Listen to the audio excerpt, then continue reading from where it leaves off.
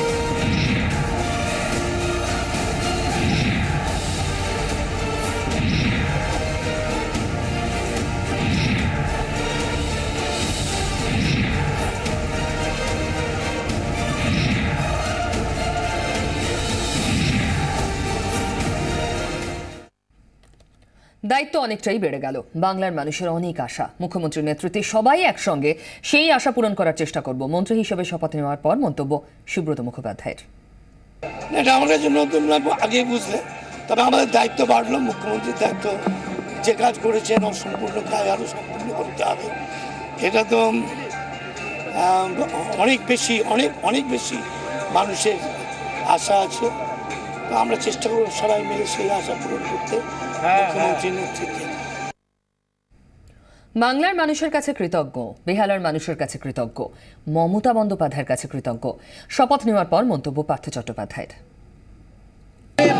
বাংলার মানুষের প্রতি কৃতজ্ঞ, বেহালার মানুষের প্রতি কৃতজ্ঞ, মমতা বন্দ্যোপাধ্যায়ের প্রতি কৃতজ্ঞ। বাংলার মানুষের জন্য কাজ করব, বাংলার মানুষের সেবা করব, বাংলার ভবিষ্যৎ করব। শপথ নেওয়ার পর প্রতিক্রিয়া সিদ্দিকুল্লাহ চৌধুরীর। ভোটে তৃণমূল নেত্রী সুযোগ দিয়েছেন, মঙ্গলকোটের ভোটাররা জিতিয়েছেন। এই কারণে তাদের প্রতি আমি কৃতজ্ঞ। বাংলার মানুষের জন্য কাজ করতে চাই। কোন পদ্ধতিতে কি হবে তার জন্য চিফ মিনিস্টার যেমন পরামর্শ দেবেন সেইভাবে কাজ করব। আজ তো কেবল শুরু, সেই সূত্রে যেমন যেমন নির্দেশ আসবে আমরা কাজ করার মানুষ, বাংলার ভবিষ্যৎ দেখবে, আমরা ভালো কাজ করব। মমতা বন্দ্যোপাধ্যায় সিদ্ধান্তকে যোগ্য মর্যাদা দেবেন। তাকে যে দায়িত্বই দেওয়া হোক না কেন তা যথাযথভাবে পালন করবেন। মন্ত্রী হিসেবে শপথ নেওয়ার পর এমনই প্রতিক্রিয়া রবীন্দ্রনাথ ঘোষের। আমি তো জীবনে ভাবিনি কোনোদিন মন্ত্রী হব।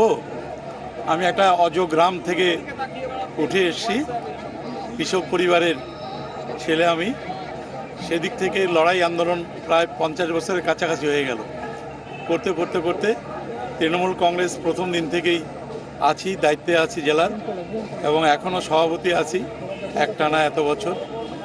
ভালো লাগছে। এবং মমতা ব্যানার্জি যেভাবে আমাকে স্নেহ করেছেন, ভালোবাসা দিয়েছেন, যোগ্য সম্মান দিয়েছেন, আমি তাকে প্রণাম জানাচ্ছি।